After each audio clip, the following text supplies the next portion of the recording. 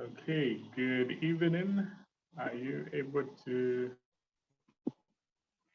see me and hear me clear? Yes, we can. All right, wonderful. So good evening, everyone. Hope we are doing okay. Zoom master, kindly spotlight me.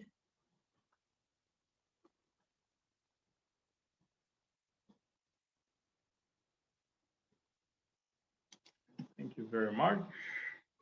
It's good to be back, and I hope that we had learned a few things that were quite relevant, in the previous session that we had.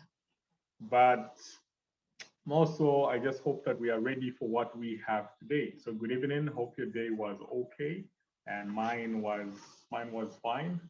And today we have an interesting subject that we are going to be discussing together. I say discussing because I don't want necessarily to teach.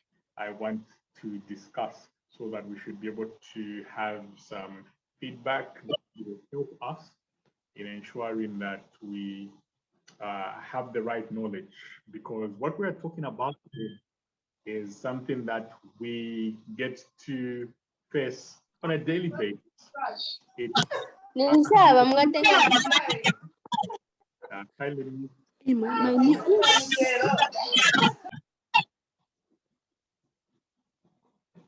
All right, thank you. So it is a survival skill that a number of us require. But I'm going to talk more about it as we continue. So the subject today is about emotional intelligence and strategies for personal conflict resolution.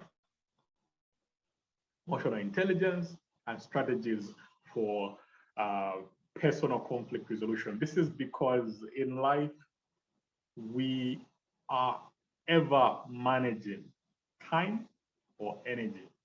Time or energy. These are the two things that we are ever managing, all right? We are always managing either time or energy. So it is one thing to be involved in time management.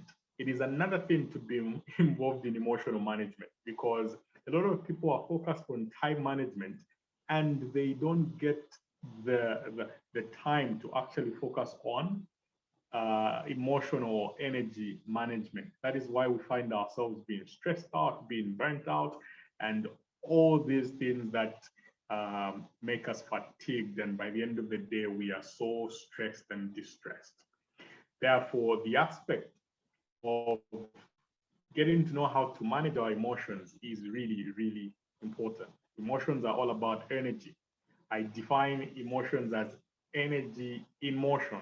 Okay, so the E from emotions is basically what I get to define energy in motion. So emotions really are all about our energies, and we exude different kinds of energies as a result of the people that we are, and also just the fact that We are found in different places that make us respond to situations and challenges differently. Life is about character development. In as much as we would want to achieve a number of things in life, you will find that your character will be developed as you are pursuing your ambition. Your character will be developed as you are trying to achieve whatever goal that you are trying to achieve. And this happens because of the very fact that we interact with different people. And it is for this cause that we need to understand another kind of intelligence that helps us to be outstanding, another kind of intelligence that will help us to best manage our energies that are ever in motion. Because right now, the fact that I'm able to show up here and speak the way I'm speaking is all about how I am managing and regulating my energies at this time. Okay, so it is not necessarily about how I've managed to to ensure that I've managed my time and I'm here on time and all those things, but it is also on the aspect of my energy management. The way I'm going to perform here will be based on my energy management and not my time management. The way that you perform on any given task will be based on your energy management and not your time management. So be you may be great at managing time, you may be astute at managing time, but if you are not in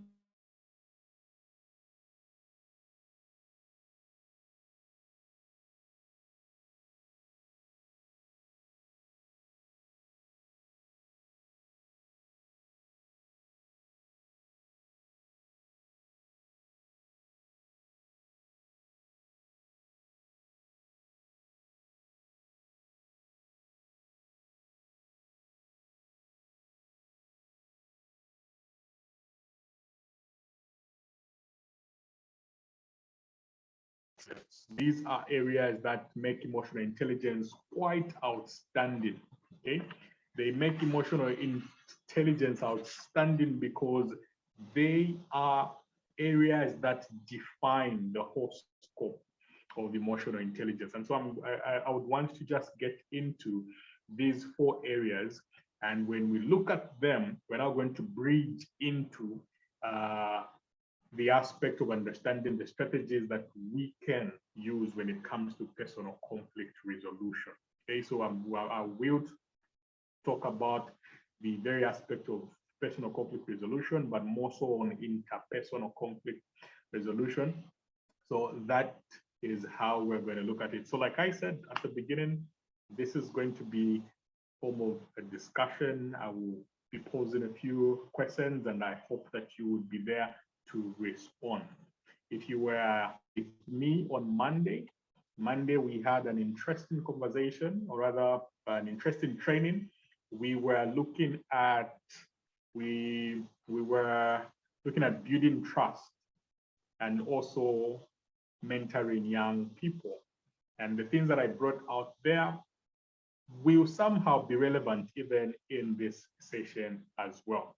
So as we begin, I welcome everyone once again. I think there's no need for any introductions and all. I welcome each one of you here.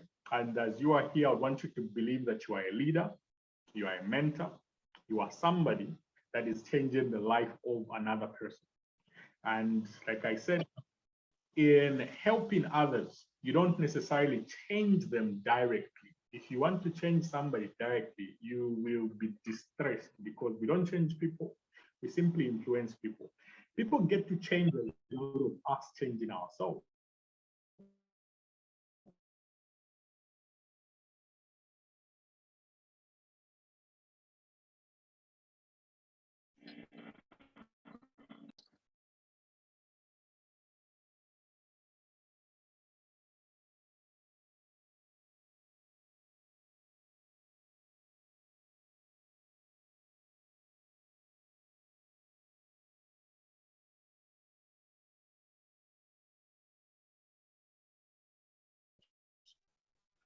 So you are only able to change yourself, but I am going to influence on changing me. And by changing me, the only me. So if you are, you will be that person of value who values people and adds value to people. Okay, that is my mantra. I go by that, I live by that, I teach that, I demonstrate that, I show that. That is what I do.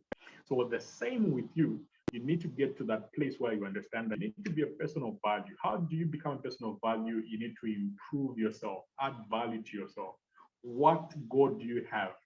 What skill set will that goal require for it to materialize, for it to be visible, for it to turn from just something that you may have written in your notebook, in your journal, to something you can physically see?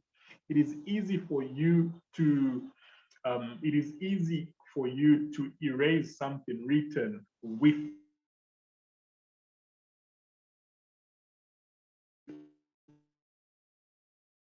pencil, but it is not easy for you to erase something that when we talk about IQ, oftentimes there we would begin to talk about matters to do with that inborn genius that we often have. And so most people are just smart, smart by birth, smart by heritage, or whatever it is. But then when it comes to emotional intelligence, this is something that each and everyone can attain. Okay? Why? Because it is not inborn. It is not an inborn trait. There's nobody who's born emotionally mature or emotionally intelligent. It is something that we learn. And this is why I'm going to share the 4 aspects or 4 categories of emotional intelligence that make it possible for each and everyone to be able to attain it and live it and use it as a survival skill to better their lives and better the lives of other people. So before I give the definition that I'd want to give for emotional intelligence, I'd like to just have a simple 2 minutes open discussion. Anyone to share with us, what do you think emotional intelligence is from your own definition? What do you think emotional intelligence is? And by the way, how you answer will speak much about your emotional intelligence. Okay? How you answer will speak much about emotional intelligence. To me, I'll be able to get something from how you are going to respond. So what is emotional intelligence? Let's have some people contributing. Anybody that would want to anybody that would want to share with us? Anyone. We can use at least 2 minutes. So that 2 minutes, depending on how many people would come through, we'll be able to go through. All right, so let's go. Who wants to come through first? What is emotional intelligence? What is your understanding of emotional intelligence? Can I try, sir?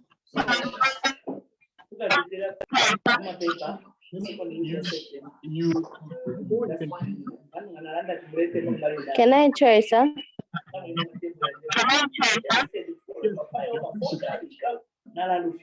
Oh, I think emotional intelligence, this is just an ability to handle emotions.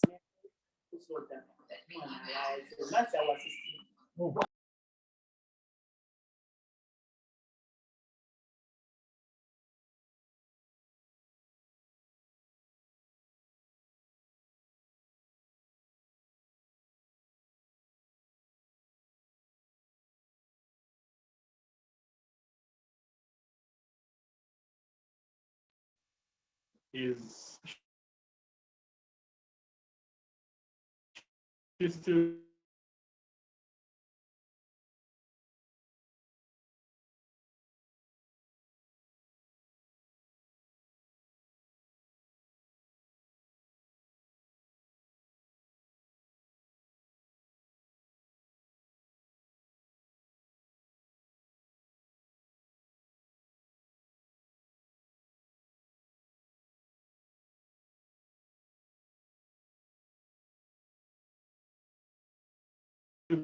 there?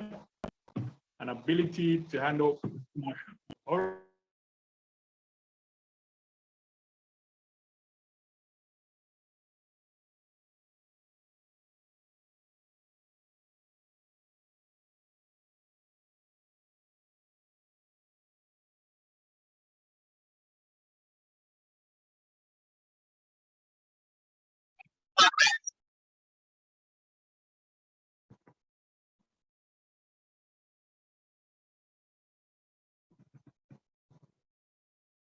hello, sorry, I missed Miriam's contribution. If she's already contributed. No, I didn't. Actually, my internet was cutting. Oh, okay. Yes, you can come through. You were saying? No, I actually didn't say anything because I wasn't hearing anything. Oh, okay. Yes.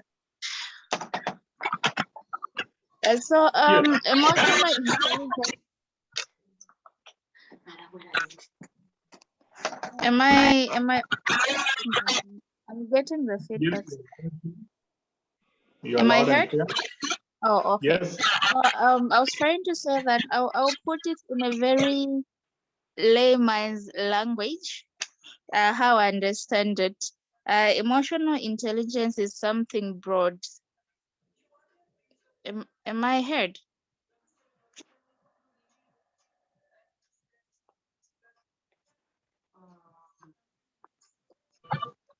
Yes, we can get you, please.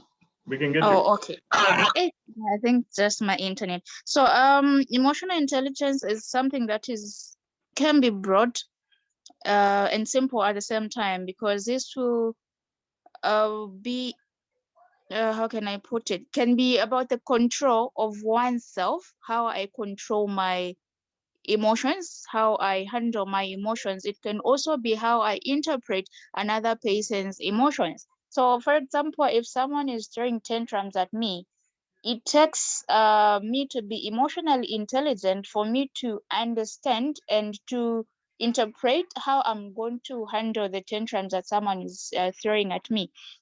So this will include how I express myself emotionally and how I understand other people's expressions. That's how I understand it.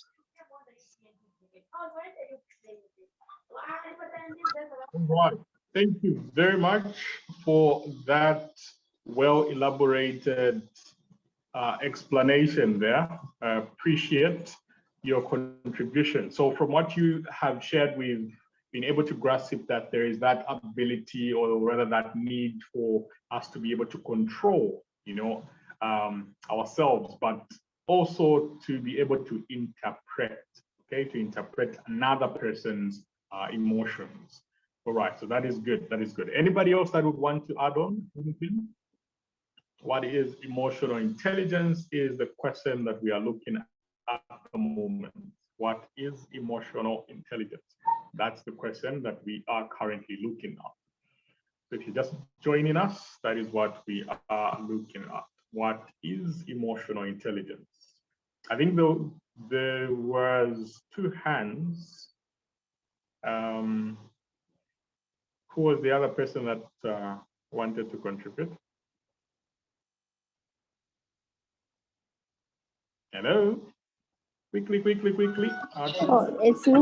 It's me who wanted to contribute, but my network was bad.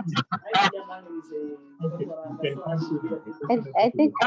I think my contribution is similar to what one of the leaders was saying. My definition of emotional intelligence is just the ability on how to handle emotions. Thank you. Ability and emotions. All right. Thank you very much. Thank you very much. So if you've heard what everybody has brought out, there is that aspect of control. There's that aspect of the capacity to be aware. There's that aspect of the ability to perceive and all that, which is all correct, okay? Everything that everybody has shared is correct. Now, I would want you to go with this simple definition, okay? It does not dispute what everybody has said, but it simply helps you to have the keywords, okay, in the definition. So emotional intelligence is simply the ability to, one, perceive, okay, two, to use, three, understand, four, manage, and handle emotions, okay? The ability to perceive, to use, to understand, to manage, and to handle emotions. This is the definition of emotional intelligence. Your ability to perceive, to use, to understand, okay, to manage, and to handle emotion. That is emotional intelligence.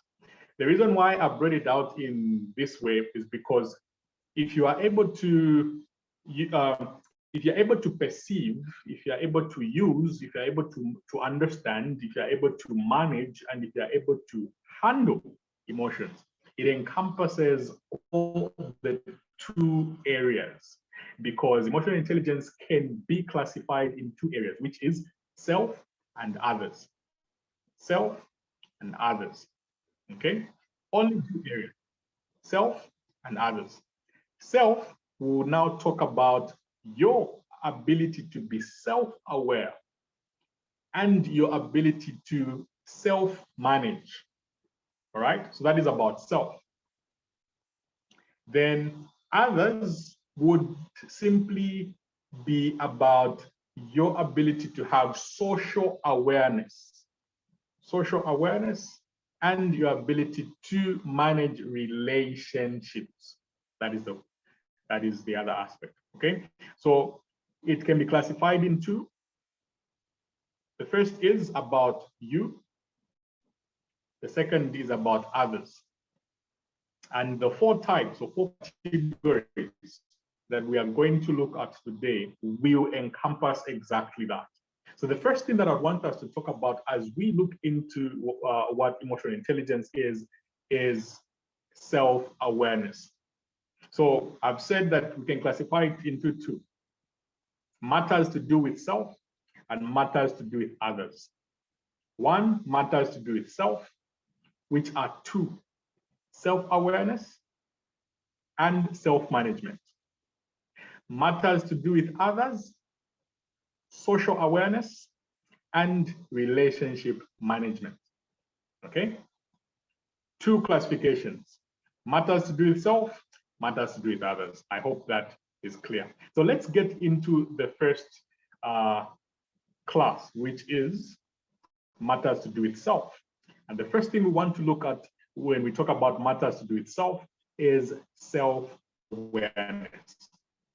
What is self-awareness? What do you understand by self-awareness? Anybody to give an example of what self-awareness would look like? Anyone to give an example of what self-awareness would look like? Remember, we said that this has to be a bit interactive so that we all get to participate and also just feel that we are being trained and not being taught. Because if I'm the only one who's talking, you will not learn anything, okay? Yes, anybody to give an example or what you think self-awareness is? Another hand from Miriam, can you come through?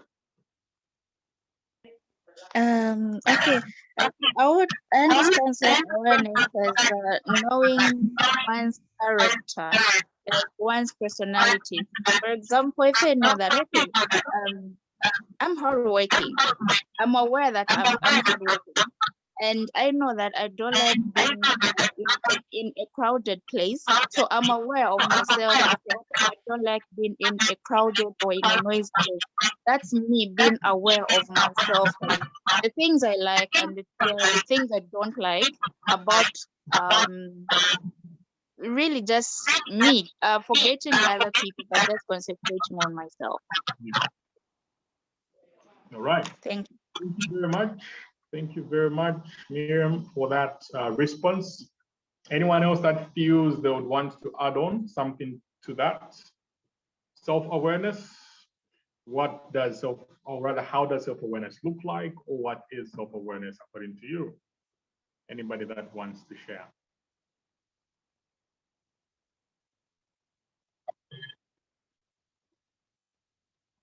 Anyone? Let's be interactive. Okay, there's a hand. Can you come?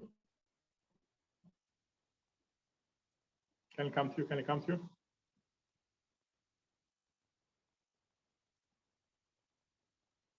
Yes, there's a hand from Jen. Kindly come through. We're waiting.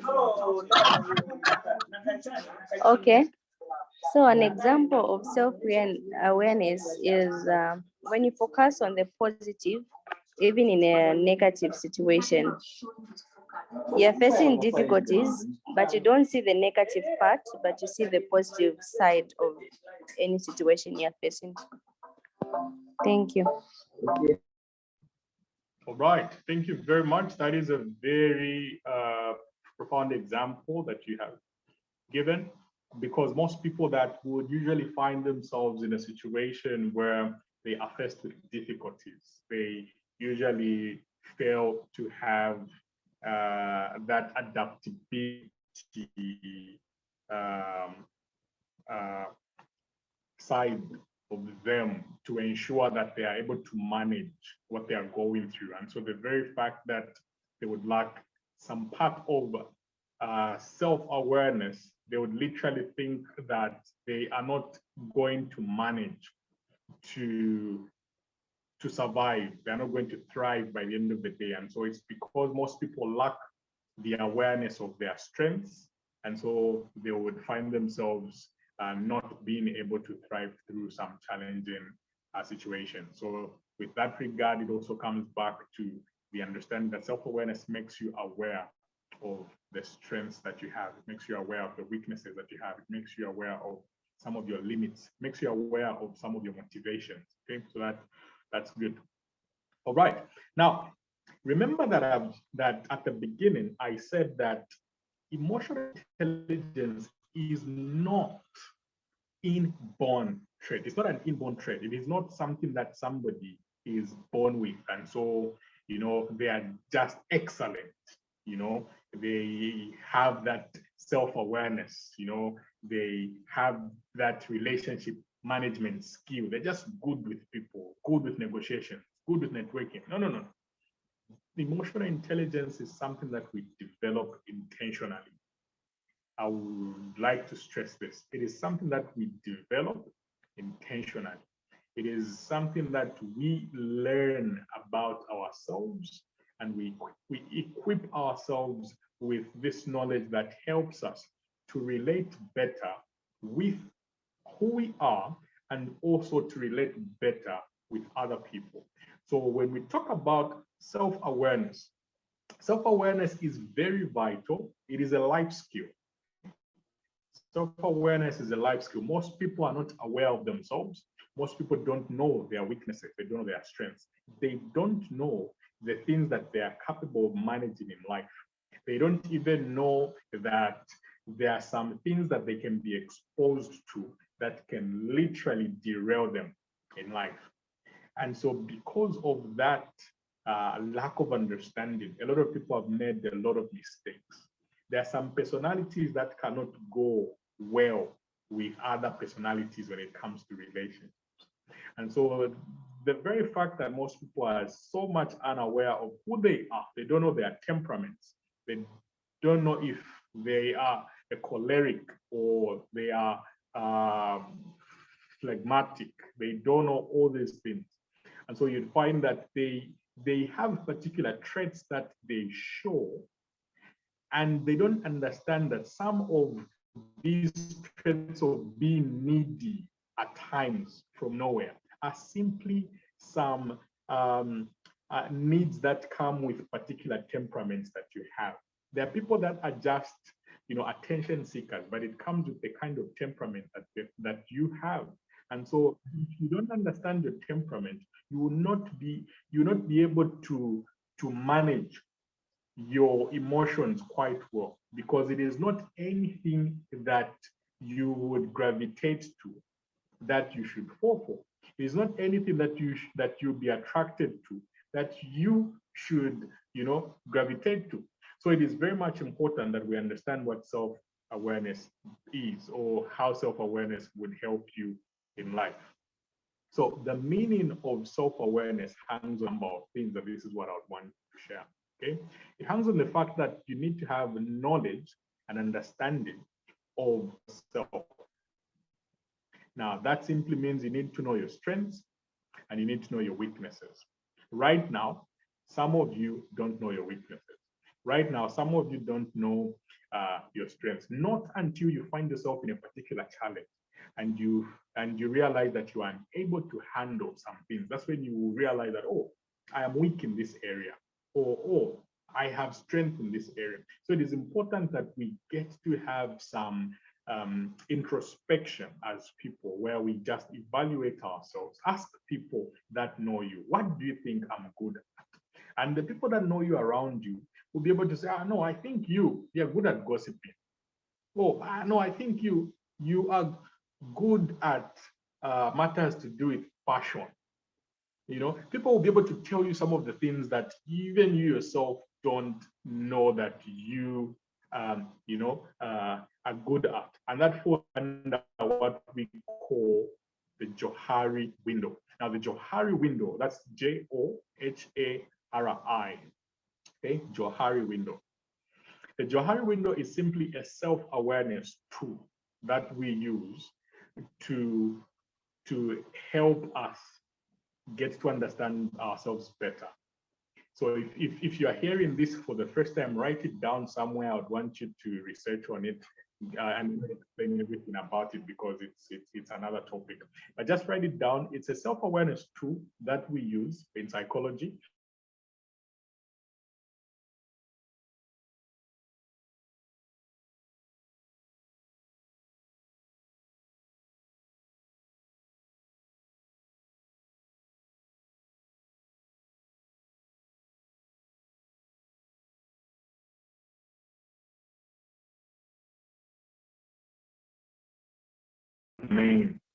Okay, so there are things that I know about myself and things that you know about yourself, and everybody knows. We call those things the public window, the public door.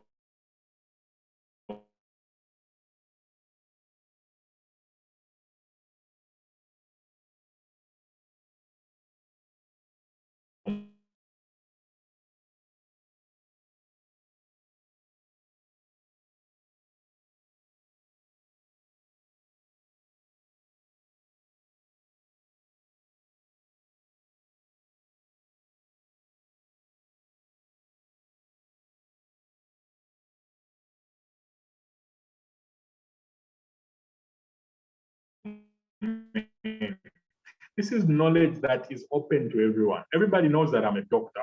Everybody knows that is known. Everybody knows that known. So that is public knowledge. You want your partner to know about things that are only to you. Something happened in the past, and you don't want to talk about it.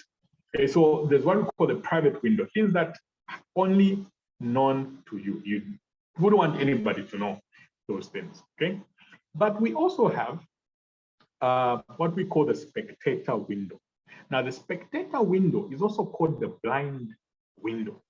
Okay, blind window. Oh, excuse me, Doc. Hello? Yes, I can get you. Yeah, the previous one, I think I didn't get the window. The private window? Was it? What did you say it was? No, not so the, I've talked about the public window. I've talked about yes. And now I'm talking about the spectator window, or the blind window.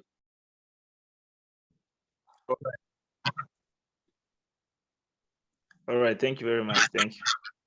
Okay. So on the spectator window, spectator window is simply the things that people that know you know. The reason why it is called spectator is because if you've been at a football match, you know, if you've been at the football field and you are a spectator, the spectators are simply the people that watch, the people that are, you know, seated watching in the crowd, screaming and all that. You realize that there are things that the players in the field do not see, but the spectators have seen. So if you, for example, if you had the privilege to go and watch a match in the United Kingdom, and maybe you were in Manchester, and you are watching that football live, there are some things that you'll be able to see because you are able to see all the players around, okay? You're able to see all the players around. And because you're able to see all the players around, you'll be able to see where the midfielder is, you'll be able to see where the winger is, you'll be able to see where the defender is, and you would have an opinion about particular things. And so this is why it is so easy for us to be so opinionated about what the players in the field should do or should have done, because we have a better view. They are playing, but we are outside as spectators. We have a better view. And so because of that, we are spectators. We say a lot of things. We're like, no, he should have given that one, or he should have done that. You know, because we have that outside view that they do not have. That makes us spectators. The same way, even when you're watching on TV, it's the same thing. We're able to see it clear. Now, that is the same thing with your life. There are some things about you that you don't know, but others know because they have seen your patterns. They're able to say something about you. And there are many things that people will say about you. At times it's in the family. It could be that your siblings will say that, no, you have this challenge, or rather, this is your weakness. Maybe you talk too much. Maybe you're a gossiper. Or maybe, you know, you snore when you are sleeping. You know, they'll say something about you that you don't know because they're not cautious about that. It is something that they see. So there's that knowledge, but you also need to be aware of it. That's why oftentimes there are those people that are quite serious in life that every time they have their birthday, they would want people to write something about what they should improve on. You know, I also used to do that at some point, but I stopped. Where if it's my birthday, I would text a number of people that I know me, and I would actually want them to say something about my life. You know, I would want them to say, you know, what areas would you want me to improve on? And then they would be able to speak according to what they are seeing. And what is working there is the spectator window. It's because they are able to see a number of things about me that might, you know, I'm blinded to. I'm not able to see those things. That's why it is very much important for you to receive construction criticism as a leader or a mentor.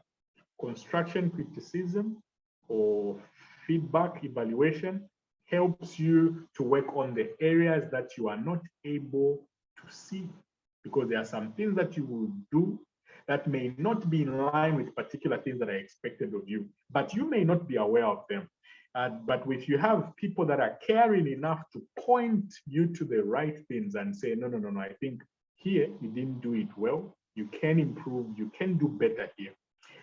Do not, you know, be dismissive to matters with criticism or rebuke.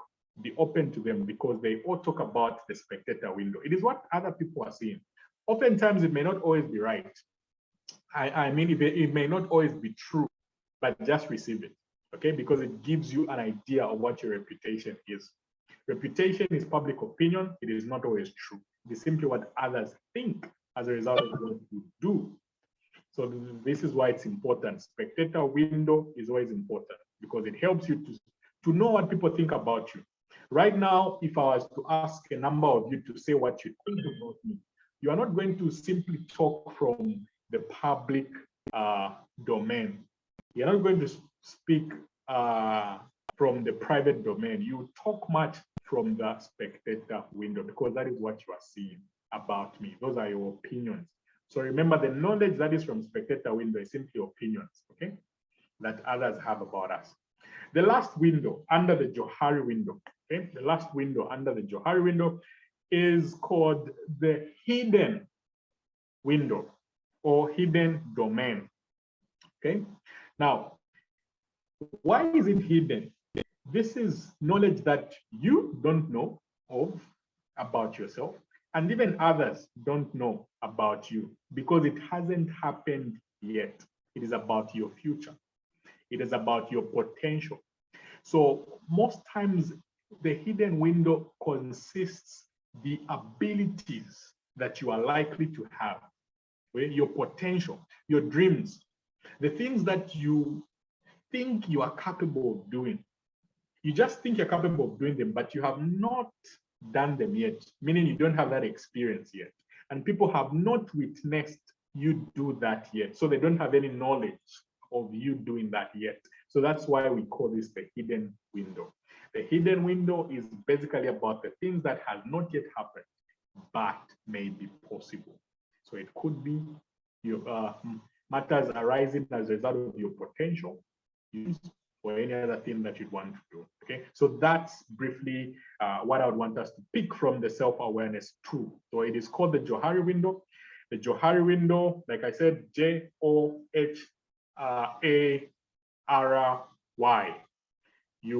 If you research on it, you realize that Johari is simply a coining of two psychologists that discovered it, Jones and Harrington. Jones and Harrington. Jones, Joe, Harrington, Harry. Put it together, Johari window. Study it, you will learn more about it. Okay, so that's about self-awareness. That helps you to be aware about a number of things that you are capable of doing or not capable of doing. The other thing, before we get to the next, the other thing that I want us to look at is the fact that under self-awareness is where we also find matters to do with stress management, okay? Under self-awareness, that is where we also find matters to do with stress management. Now, stress management is also quite a big topic. I'd love to get into it because I like to discuss much about stress management, but due to time, perhaps I may not get into that, but I'll give you just an idea. Stress management is something that is key in life because life is about stressors. Okay, stressors are the causes of stress. Now, stress is our biological and psychological response to challenges or threats. Okay, stress is not a disease. Stress is an inbuilt response to anything that is alarming, anything that is a threat to the body. So God had put in an alert system. You know, if you have put security around your house and somebody, you know, breaks in, the alarm, the security alarm will go on. You know, it will go on to alert you that there is danger. Somebody has come in. That is what stress is as well. Now, that understanding should be applied to the fact that this alarm is turned on because of two things: a threat or a challenging situation. A threat or a challenging situation. A threat in the sense that our homeostasis is unable to manage what that thing brings upon us. That is why we are calling it a biological and psychological response. It is a body response. So when you are overexcited, that is stress responding, because the kind of regulation that your energy will have in the body will be more than the homeostatic balance that is expected. I hope my science is not being too much. Are we understanding? Or maybe I should just drop it and get back to what we were talking about. Okay, so I can get a response there, says we're following. All right, so stress is simply that, biological and psychological response. It is not a disease. It is just, our body saying that this is challenging or this is beyond the homeostatic balance. All right, so there are two types of stress. That we have positive stress and negative stress. The negative stress is what we usually call stress, because it weighs us down. And so we call that distress, okay? Negative stress is what we call distress. These are things that, trigger our body to respond from that sympathetic and parasympathetic view, okay? Where we get to have the fight and flight response or rest and digest response, okay? Now, aside that, we have what we call the positive stress. Positive stress is when your boyfriend surprises you on your birthday and he proposes. You'll be excited. That excitement that you have will cause an imbalance in your homeostasis. Therefore, there'll be an alarm that will go on in your body that things have changed. This girl is too excited. We're unable to manage this. So your body will now release hormones that will help you regulate. Your body will release hormones that will now help you regulate, that will help you calm down. You're too excited, but manage this, calm down. Okay, so that is not negative stress. That is positive stress. We call that eustress. Eustress. EUSTRESS. Eustress. So that is different from distress. You get the idea, right? So stress is simply a body response to our homeostatic response. Now, why is it under self-awareness?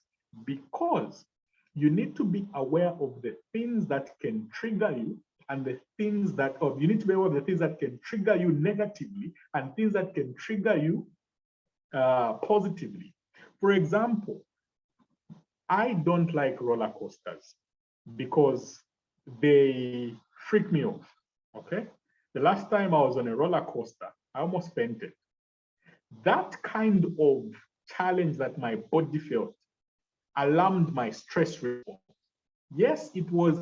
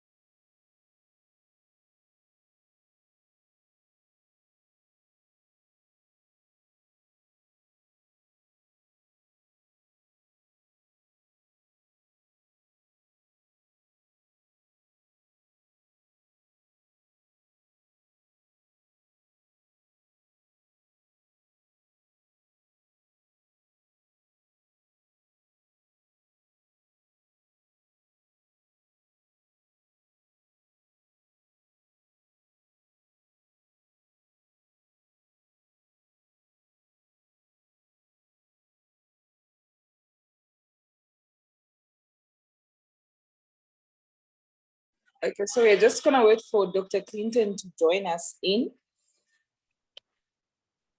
I think he just left us right now, so we're gonna just wait for him to join in. okay. Sorry about that. My VPN reconnected. I'm back. Can you get me? Hello? Yes, we can get you, Dr. Clinton.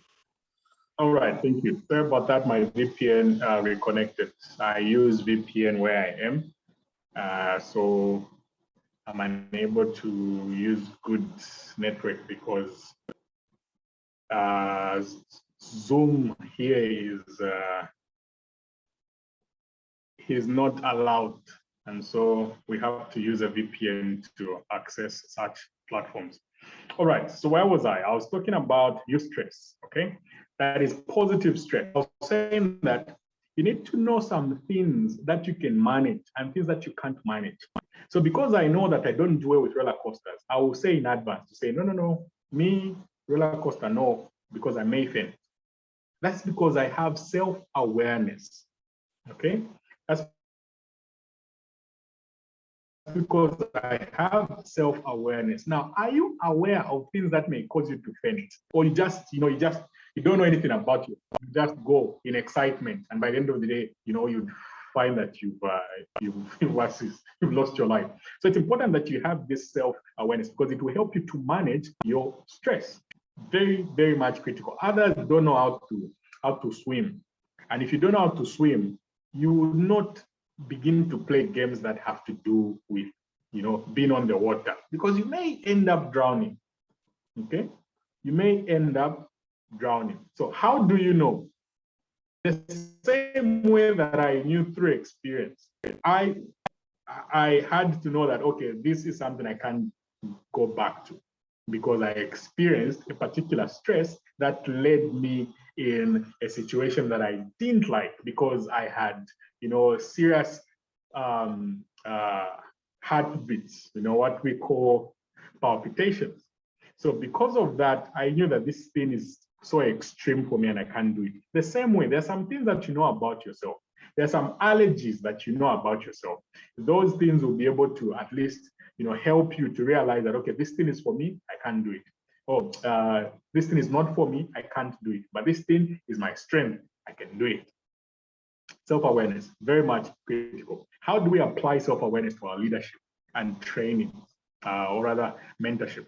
There are some things that you will be able to do with people. You'll be able to do something with great comfort, okay, with people. But there are other things that you would feel, I can't do this in front of people. So the same way that you know that there are things that you can't do in front of people, you'll be able to at least excuse yourself from that embarrassment.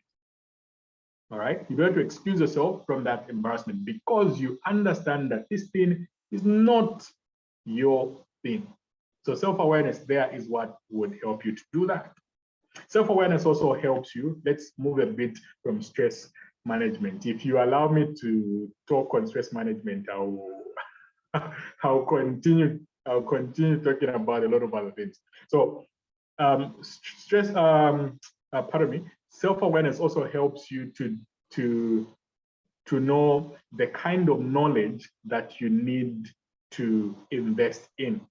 There are some things that you don't know about, perhaps financial literacy. A few hours ago, one of my mentees was sharing about her finances, and she was saying, I want to start investing and I need some books. What are some books? What are some of the books that I should, read on to help me in this area of, investments and just financial management? So because she was able to request for that, that shows that she's aware that she's lacking in a particular area. She's lacking knowledge in a particular area. So what knowledge are you lacking?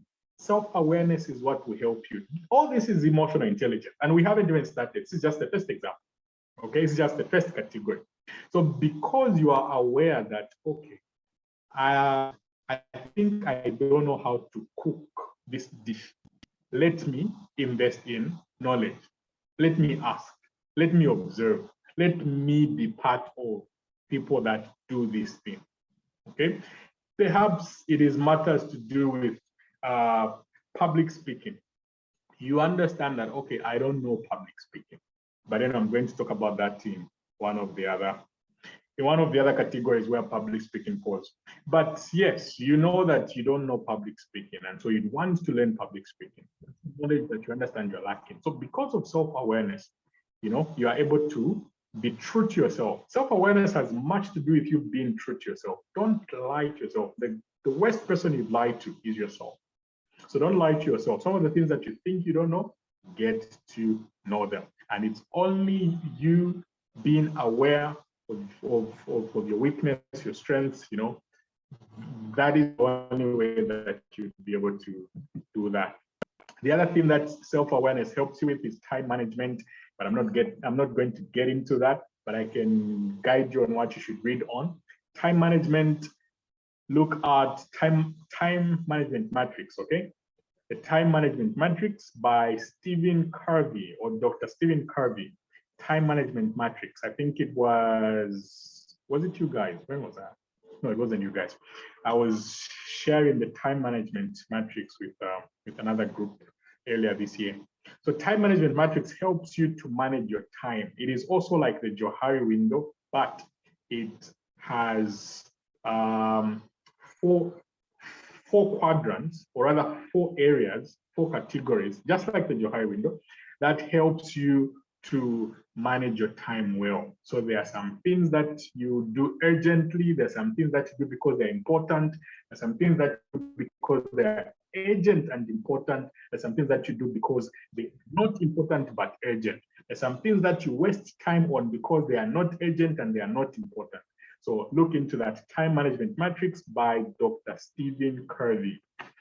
You will be able to grasp that well. Let's get into the next category. The next category that I want us to look at is self-management. Now that you are aware, okay, of what you need to be aware of, you need to understand self-management. What is self-management about? As Zoom master, I think I shared a few pictures. Let's get to the second one. We'll skip the first one because I've already explained much on self-awareness. If you are able to share the screen, kindly share those pictures. Self-management. Let's get to self-management. Oh, self-management. Okay, let me share. Okay, let's see. So yes, found it. Under self-management, there are some things there that we need to grasp, okay? Because now that we are aware of ourselves, we need to be able to manage ourselves.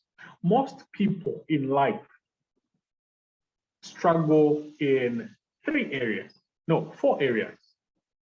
And the last one is very key.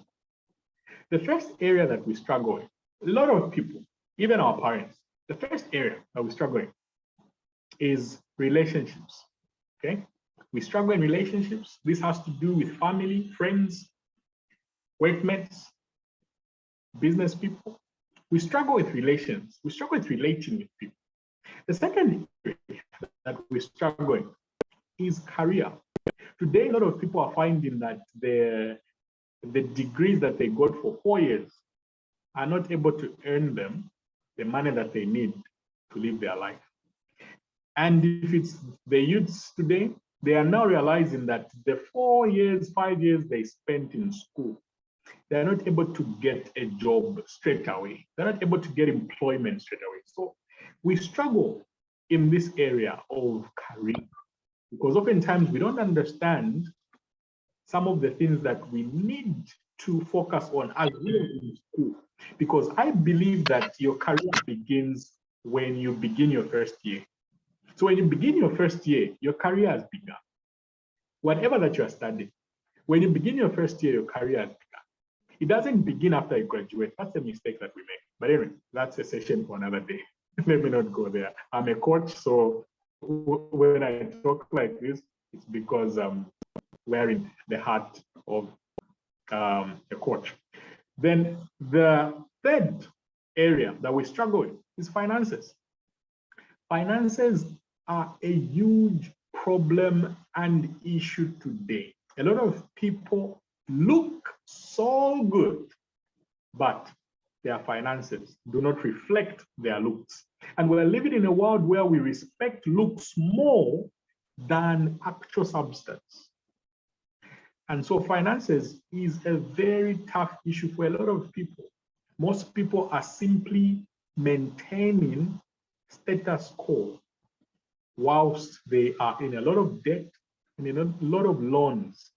They would rather get employment and get a car for a loan. They would rather, get married and get in debt and all these things. Finances are a very, very huge challenge today. And so we have what we call the 5 statuses of finances, 5 statuses of finances. You can look that up. I don't know. Is that on the internet? I don't know. Anyway, there is what I call the 5 statuses. Okay, there's the first one, which is financial instability. The second one is the first one is financial crisis. So if you're writing, just be quick. Financial crisis is the first status. The second status is financial instability. The third status is financial stability. The fourth status is financial independence. And the final status is financial freedom. So a lot of people are struggling today because what they can attain is financial stability. A few know what financial independence means, and a few are hardly testing financial freedom, because most times we confuse financial independence to financial freedom. The two are different, but that's a story for another day. So back, relationships, career, finances. The last that we struggle with is self-mastery, self-management. We struggle with self-management. Self-management is, the lack of self-management is why we fall prey to peer pressure. Peer pressure is not only for youths. The people that are struggling with peer pressure are parents. Parents struggle with peer pressure because they want to see their children like their neighbors' children. They want to see their children like their siblings' children. They want to see their children doing what, that people are celebrating about. The people that are struggling with peer pressure today are not necessarily youths. Yes, youths are struggling with it, but to a degree. But parents, on the other hand, also struggle with peer pressure. Self-management or self-mastery is one of the things that we struggle with because we don't know self-management, and it is all about emotional intelligence. So what is in self-management? What should we look out for? What should we be aware of? The first thing there that I'd want to talk about is the ability to handle change.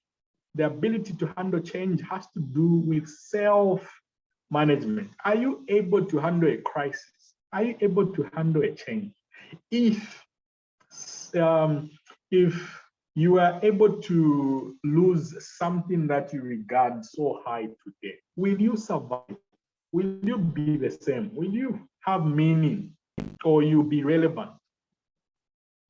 So ability to handle change is very critical. Most people don't know how to adapt because they don't know how to handle themselves. This means that they don't know how to handle their emotions. They don't know how to handle the complexity or dynamics that come with change. Because when change happens, there is that aspect of denial. There is that aspect of, in not wanting to accept what has happened. And that is an issue with emotional intelligence, because a lot of people don't really know how to do that. Okay? Well, let's move on quickly. I wonder why time has moved so fast today. The other thing that we can talk about in relation to self-management is our ability to be effective leaders. Being an effective leader is something that we do practical. It was on Monday. On Monday, I said something like, what did I say exactly? If you're not able to go along, or rather, if you're not able to get along with your members or your people, they will not go along with you. If you are not able to get along with your people or your members, they will not get along with you. So it's very much important that as you are a leader, you understand that effective leadership is something that has to do with you. Why does it fall with self-management? Because people lead by, people get to follow by the example that you are setting. So are you the kind of leader that is able to lead yourself first? Because if you're able to lead yourself first, then you will portray that example, that standard that your leaders should be able to also apply. So if you talk about time management, no, come early, and then you come 15 minutes late. How is that effective leadership? You are not showing example, okay? You're not showing an example. Whatever it is that you demand from your leaders, be able to demand it from yourself first. So this is all about you being able to manage yourself, meaning that you should be able to apply skills like proactiveness. Proactiveness is a skill that has helped me to interact with a lot of people from different nationalities and different platforms because I prepare in advance. And my preparation is what gives me the power to perform. My preparation is what gives me the opportunity to showcase what I'm capable of saying or doing. So proactiveness is much about you seeing the need and preparing well in advance so that when the opportunity comes, you will not struggle. You will just go on with the flow and do your best. And that is all about effective leadership. Are you able to manage and lead you before you lead others? Self-management, very key. The other thing is communication. So being able to communicate effectively with others has to do with you being able to also comply to what you want to communicate. Now, communication falls on two areas. We have verbal and non-verbal communication. Non-verbal is when you basically use your body. There are many things, if you know girls or ladies, I know there are ladies on the call, with all due respect, I'm not trying to say anything against you, but if you're a man, be more mindful of the lady's body language, because there are some things you ask her, are you okay? She'll be like, yes. Are you sure that's okay? It's, the mouth has said yes, the body language has said no. So be able to read these things quite well. A lot of guys have made a lot of mistakes because they only heard, they didn't read the body. So communication has to do with verbal and non-verbal, but be more mindful of your verbal communication as well, because you will mislead others. The way that I'm communicating right now, I understand that the gestures I'm using are also helping me to deliver what I am saying. The body language that I'm using right now is also helping me to deliver what I am saying. Why? Because I have this self-management and I'm self-aware that if I do this, it will imply something. If I do this, it will imply something. If I do this, it will imply that I'm not taking you guys serious. So body language helps you to know how to manage yourself and also how to present yourself in front of different people. And all this is communication. If you are able to manage yourself better, you'll be able to be accommodated on different platforms, in different rooms, in different groups, in different organizations, because people know that you are mature emotionally. So body language is key. Non-verbal language, key. Verbal language, key, okay? So don't let your words and your actions be in congruence. They should be congruent. Whatever you say, walk the talk. Very critical. The other thing under self-management, I'll skip a few things that I will not want to get into much due to time. The other thing that I'd want just to add on there is that you need to have good ethics. And good ethics comes back to your personal values. What are your personal values? What are the things that you stand for? And because you stand for them, you are able to portray them, even in how you manage yourself. If you stand for punctuality, are you able to push yourself to be punctual? If you stand for a particular standard, whatever standard, maybe you're a lady and maybe you're all about being clean, okay? And you help others understand things about hygiene, could be menstrual hygiene or just body hygiene.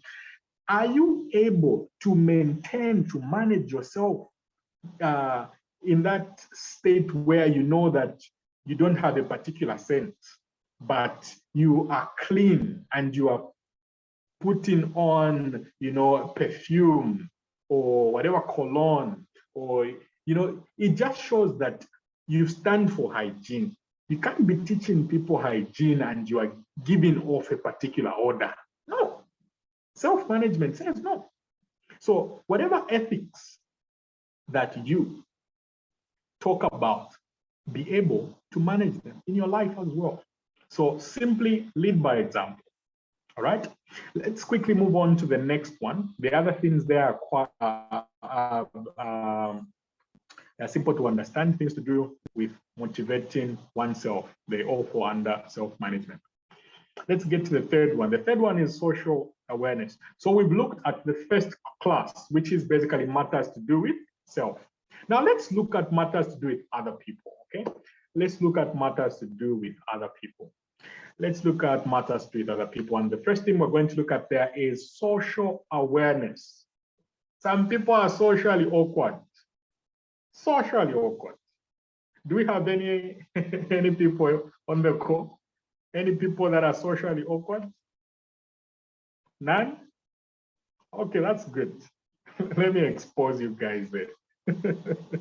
I used to be socially awkward as well at some point, because best believe I was born a stutterer, as a stammerer, and so I would always have issues with talking, and I'm able to talk about it this way because it is something that I've overcome, and I've helped a few other people to also overcome it. Stuttering was an issue for me. I was socially awkward. I couldn't talk to a large crowd. I couldn't talk in front of my friends at times, even in school. Every stammerer or stutterer has got particular consonants. Okay, they've got particular consonant sounds that they have the hard time pronouncing. My consonant sounds that I had a hard time pronouncing were sounds to do with, and guess what? My first and last name all begin with Clinton Kadochi. I hated introductions. You would imagine. By the time I'm beginning to say, my name is,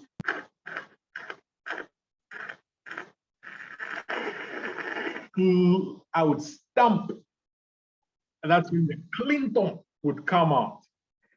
By the time I'm getting to Kadochi, I would stamp again or hit myself on the thigh just for me to say Kadochi. I can see you, you're laughing right now. Just for me to say Kadochi. So I was socially awkward at some point, okay? I was socially awkward. And that's because there was this childhood side of me that, you know, was struggling. But, well, others would say it's a miracle, but it is not really. But I still thank God. Because remember what I said, emotional intelligence, it is not something inborn. It is something we develop. It is something we develop.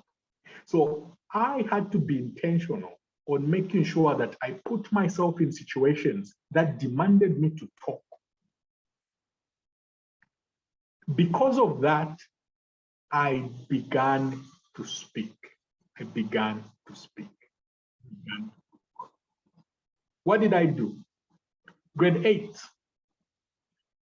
My class was in need of volunteers for a debate tournament. I put myself on the list. And debate was about talking. People were speaking fluently. Quite all right, I was good in English, I was smart and everything. But then I just had challenges to articulate myself. But I did that because I wanted to challenge myself to become better. There is no label that if you only put much dedication to, you will overcome, you will become. There's every inability that you have. If you just want to do it and you dedicate yourself to do it, you will achieve it. I am an example. So when I volunteered for that debate, I prepared for about 6 weeks. I was going, and I was only to speak in 5 minutes, but I prepared for 6 weeks. I would, go outside our yard, speaking my points. So I prepared for 6 weeks. The day we had the tournament, best believe it, I came out first best speaker out of the 8 speakers, because we are 4-4. First best speaker. That gave me the motivation to continue as a debater from grade 8. In grade 12, I was the debate president and I was speaking fluently. Right now, I am the president of one of the organizations in Zambia that has to do with public speaking.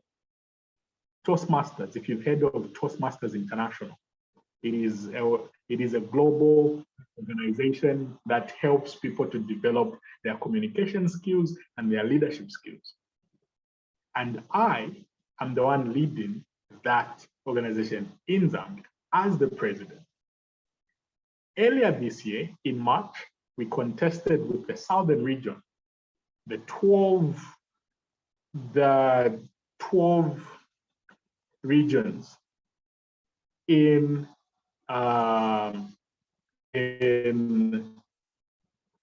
the southern region. We earlier had our contest for our area, which has to do with Zambia and Malawi. I contested there and came out second best speaker. Now, I was a starter. The reason why I'm bringing this out is to show you that I was a starter. I was socially awkward, but I put in investment, concentration, dedication, and today I'm able to speak as one that never started before. What is your challenge? What do you think you're socially awkward? You're an introvert? You can't network?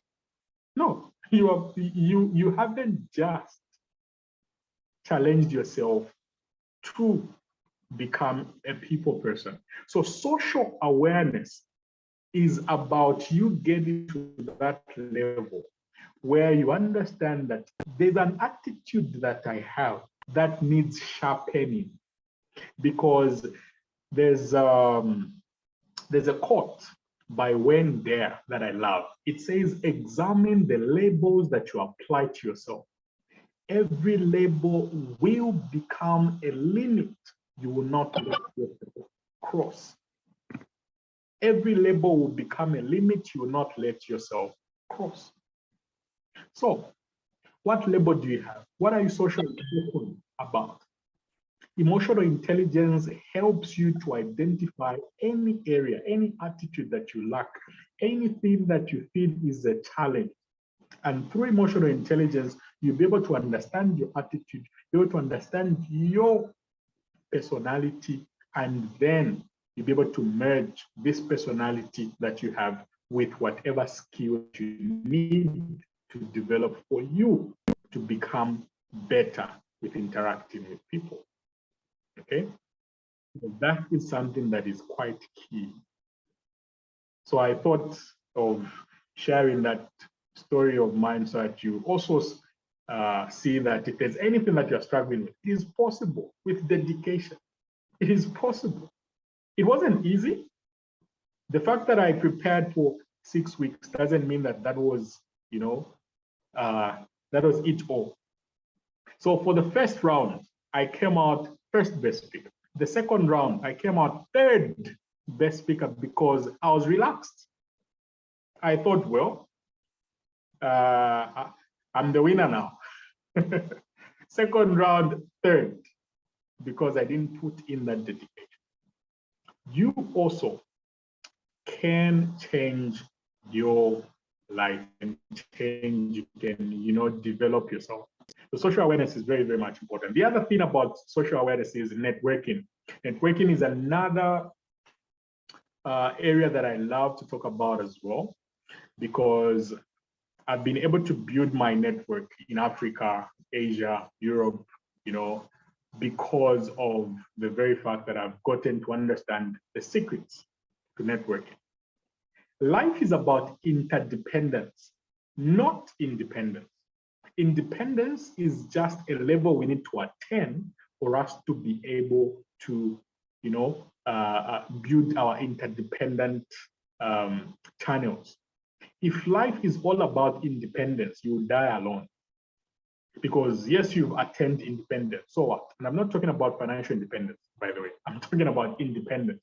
You just being able to do things on your own. That's what I'm talking about. Life is not about you only being able to do things on your own. Life is about you being able to find people that will help you get what you dream about. There are a lot of people that have risen in the corporate ladder because of the networks that they have, because somebody helped them to get to know another person because of what they give. Remember, my mantra is, I'm a person of value who values people and add value to people's lives, okay? That is my mantra. But when it comes to networking, what I believe is that it is not only about the person that you know, but it is about what you know and the people that know you, okay? It is not only about the person that you know. It is not about connections. No, I know Mr. So-and-so, I know Mr. Kambwiri, I know, it's not about the people that you know. It is about what you know. What is it that you know that will make people come after you? What is it that you know that will attract people to you? Okay? Who knows you? Yes, you know people, but who knows you? And why do they know you? Why should they know you? So networking is critical because it's about social awareness. It helps you to know where to fit in and where not to fit in. It helps you to know the kind of knowledge you consume today and what kind of access that knowledge will open or give you later in the future. You don't just read books for the sake of reading. Every book that I read today, this is what I tell myself, every book that I read today should be able to give me access to particular places, access to particular rooms, access to particular boardrooms, access to particular platforms, access to particular companies, access to particular people. What books are you reading? What are you reading them? Are those books giving you access to particular people, particular social groups? So if I read a book, there's a particular knowledge that I'm getting. And once I get it, I should use it. And when I use it, I maximize that wisdom in that book. I apply it. It should open a door for me somewhere. So right now, whatever that I read is what I'm sharing here. I have this access.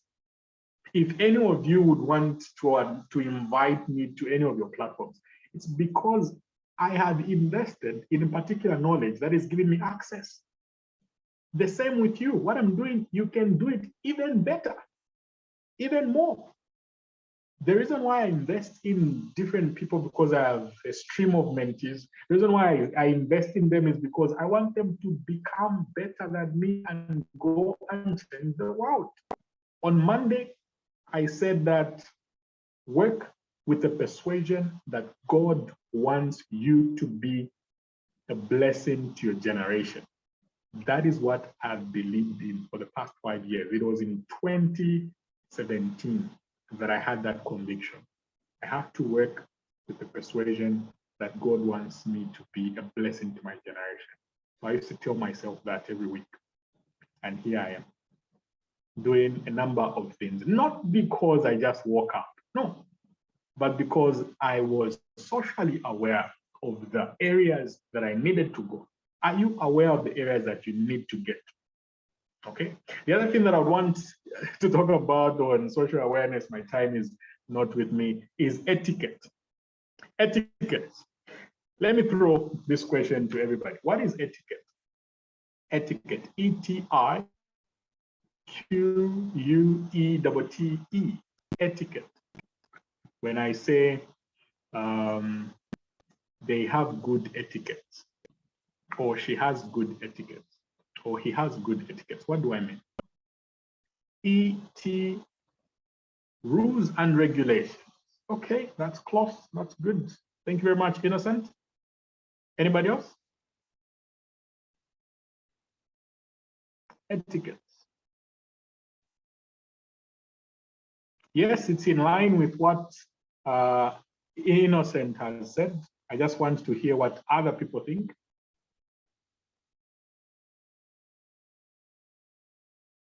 Etiquette, etiquette. What is etiquette? If I say Judith has got good etiquette, and she does actually, she does. What do I mean? Our time is up. Let's contribute quickly.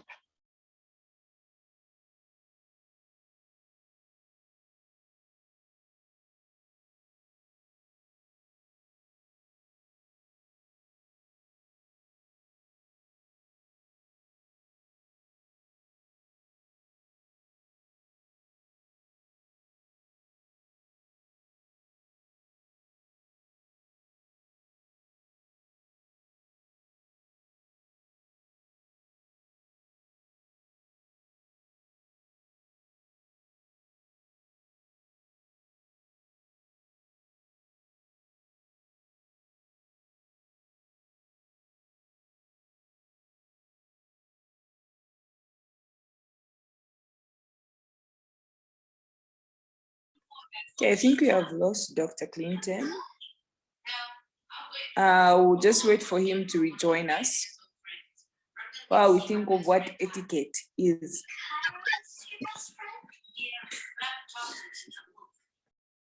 Pardon me, I'm back. Can you get me? Hello? Yes, we can. Sure. Oh, all right, thank you. Can you spotlight me so that we continue? So, good manners. When we were young, our parents would be very focused on ensuring that we have good manners, okay?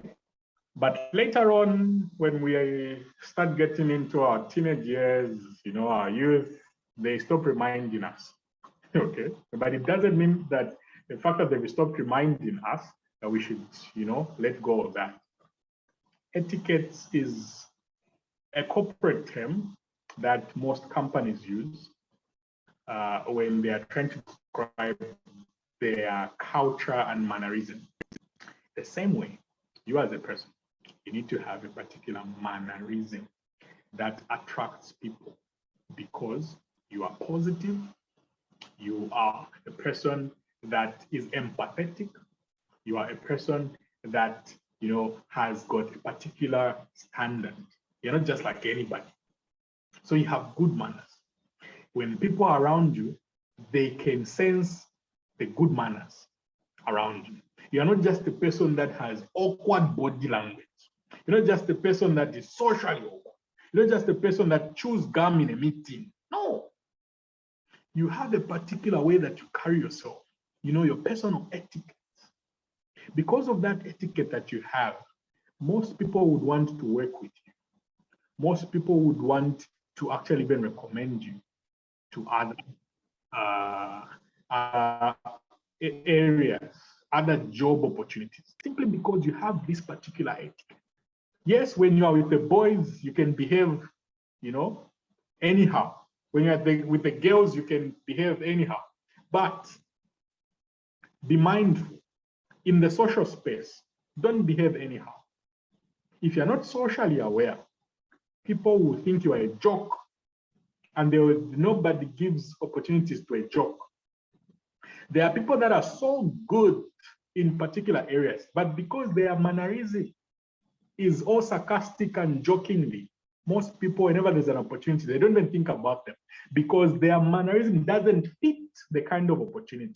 There are some opportunities that call for a certain professionalism. If I wanted, I would have come here in a vest or a shirt simply because it is a virtual platform where I'm at home. So I should just dress anyhow.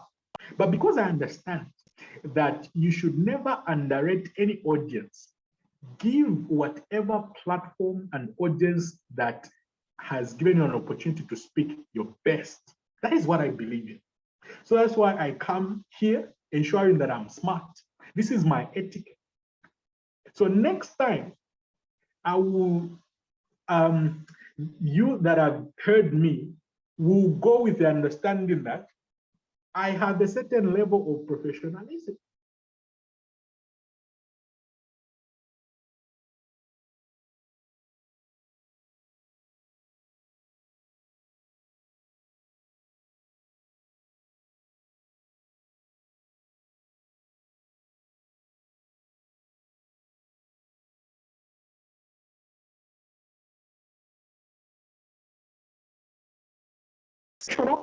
And still smart. It doesn't mean you have to be a joke. No. Recently, I got a very good opportunity to make an empowerment scheme, or rather an empowerment program for women that have suffered loss in life. Women that have had their husbands die to suicide and all these other things, women that have gone through gender-based violence and those other things, women that have had loss in life and they are helpless and they don't have any business to do in life. Okay. Now, because I am not just a medical doctor who has limited himself to the traditional medicine, simply because one has graduated from medicine, then all they should work in is being in the wards day in and day out. No, that's not the kind of doctor that I am. So I've positioned myself in a way that I am relevant in the corporate world. I'm relevant also in the ward. So because of that, somebody I once worked with on a particular book project, okay, because I also review books, somebody that I once worked with recommended me to the American embassy in Zambia that Dr. Clinton can be able to be the consultant on this project for this women empowerment, because he will be able to bring in the aspect of mental health and also entrepreneurship. I just received that text and this person said, I know you're the right person for this. The launch of this project is on this date. Please, we depend on you. And I was like, wow. Simply because I once worked with her in January. And the work that I worked with her, I ensured that I had the particular level of etiquette that spoke for me. Your etiquette will speak for you someday. Okay? So it's very much critical. Social awareness. Don't just be a joke anyhow. And I'm not saying don't be joking. I love jokes. I joke here and there. But there's a time that I know that this place is for this business. And I have to present the business that is required in this place. So maybe you're not receiving opportunities. Check your etiquette. Do you have manners? Okay? So that is very much key for social awareness. And all this is emotional intelligence. The thing is, when we say that emotional intelligence is just about managing our emotions, controlling our emotions, we think it is those things we do when we are annoyed. So no, we have to, suppress our emotions and we say, well, I have emotional intelligence. No. It is more than that. It is that, yes, but also matters that will help you live a better life. That's why I said emotional intelligence is not inborn genius. It is something you develop, and anybody can acquire emotional intelligence. Anybody that is serious with their life can acquire emotional intelligence. The last category, relationship management, okay? Relationship management is a bit similar to social awareness, but it's different, because the same way that self-awareness is different from self-management. Relationship management has to do with the practicality of your relationships. Okay, practicality of the relationships. Life is about relationships. God said it is not good for man to be alone. It didn't just mean it is not good for man to be alone as a man. It also meant that it is not good for man to be man. Man had to be with other men. Okay, man had to be with other people. It also means that. It doesn't mean that you just have to be an individual. No. So relationship management is key. Relationship management is key. But what can we talk about on relationship management? Number one, apart from other areas that we've already talked about, because communication, effective communication would also fall under relationship management, because all the verbal communication, non-verbal communication still falls under that, okay? Now, there's one thing that I want to talk about when it comes to relationship management. This is matters to do with your ability to work with others. And I think this is where I'm going to stem from and talk about how to resolve conflicts, okay? Because all these things fall under relationship management. A lot of people have messed up in relationships because they didn't know how to manage conflicts. A lot of people have messed up in just simple friend-to-friend relationships because they didn't know how to handle betrayal. People will betray you. A lot of people have messed up with offenses because they didn't know how to approach particular offenses. The truth is, to be offended is an event. You can write this down, you can write it. To be offended is an event, but, okay? But, let me say this better, okay? Offense is an event, okay? Offense is an event. To be offended is a choice, all right? I hope I haven't confused you. Offense is an event. To be offended is a choice.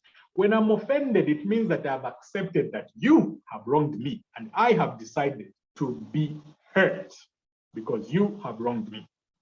A lot of people will offend us.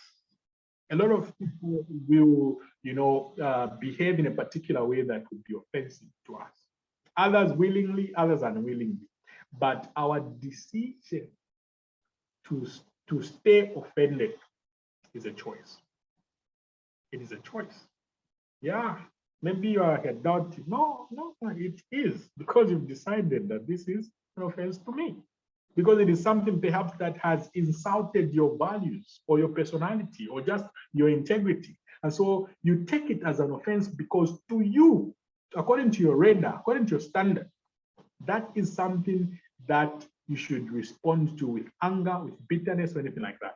And if I'm to enter into the psychological aspect of things, you realize that it is also something you've been conditioned to. It is part of your belief system. If somebody does a particular thing, you should be upset.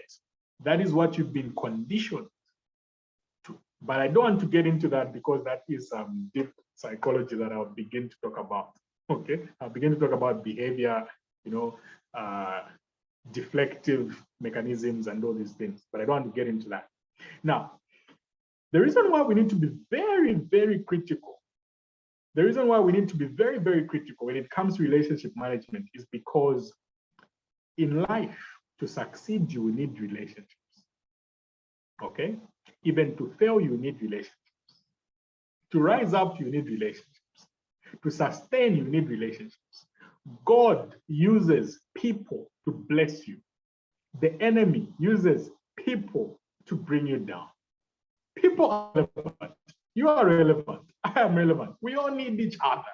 This is why it's important that we need to understand relationship management.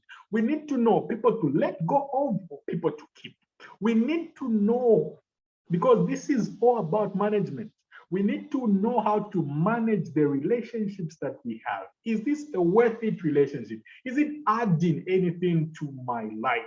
Is it adding anything to the person that I want to become or not? How do you manage it? Should I let go? Should I keep?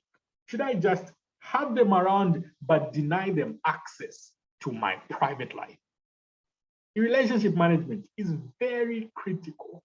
So under relationship management, I think due to time, let me just get into the strategies of, handling personal or interpersonal conflicts, because we will definitely have these conflicts. Conflicts will come. The thing about conflict is that it reviews who we are. Conflict will review an insecurity about you. So there's something that you fear, there's something that you are, you're not so much comfortable about, but a conflict will review that to you. A conflict will also review something about the other person.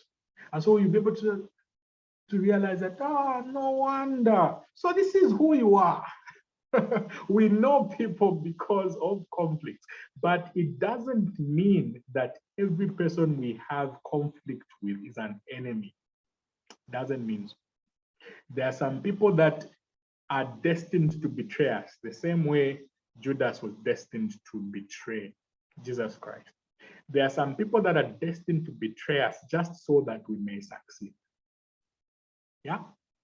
At times it could be our best friend, it could be our family. There are people that are just destined to betray us, destined to stab us in the back. Because once they do that, your vision becomes clearer. Okay? You get to have clarity. You then know that this person is not to continue with me on this other project that I'm supposed to do. Or this person is no longer supposed to be part of our organization because clearly they have shown their priorities. So conflict resolution really hangs much on knowing the strategies that we have to set. Just something a bit off, but similar to what conflict resolutions may look like.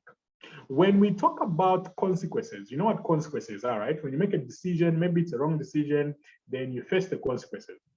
Now, I usually say that consequences are not a life sentence. You're not going to die. Consequences are not a life sentence. Consequences are a life statement.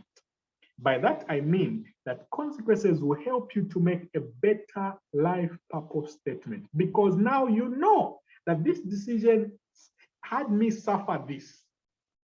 So I'm now going to make a better decision as a result of the consequences that I suffered. So you'll be more wiser now. The same way, when you have a particular conflict with someone, when somebody betrays you, somebody shows their true colors, it is up to you to make a resolve. Every conflict should be headed to the direction of making a resolve. Okay, so what resolve will you make as a result of that conflict? That resolve should be a wise resolve to help you move further, to help you make better step next time. So now that you know whatever that conflict will review, because a conflict, number one, a conflict will review something you never knew. So be mindful to know what is it that is reviewed in that conflict. Okay. All right. Thank you very much. Thank you very much. I think I can even do that in 10 minutes. So, I mean in 5 minutes. So a conflict will be able to help you have a particular result. Okay, so you'll be clear about something. So it is up to you now to make a particular decision in relation to what has been shown to you. That is why at times there are some things that you may have a resolve over that other people may not even understand. But it is because it has happened to you. Okay, so the first thing is be mindful of what that conflict reviews to you, because it will always review something to you. The second thing is that you need to understand that there is a dynamic between resolution and reconciliation. Okay, resolution and reconciliation. Anybody to give us the difference, or anybody to just define what reconciliation is? What is reconciliation? When we talk about reconciliation, what comes to mind? What do you think reconciliation is about? Anybody to try? Because we need to know the two. It is not everything that should end in resolution. Others will end in reconciliation. Others will not end in reconciliation. Others will end in resolve. Others will end in resolve and reconciliation. But what is it? What is resolution? Or rather, what is reconciliation? Sorry. What is reconciliation? What do you understand by reconciliation? Anybody to try? Anybody to try? We don't have enough time, so let's try to be quick.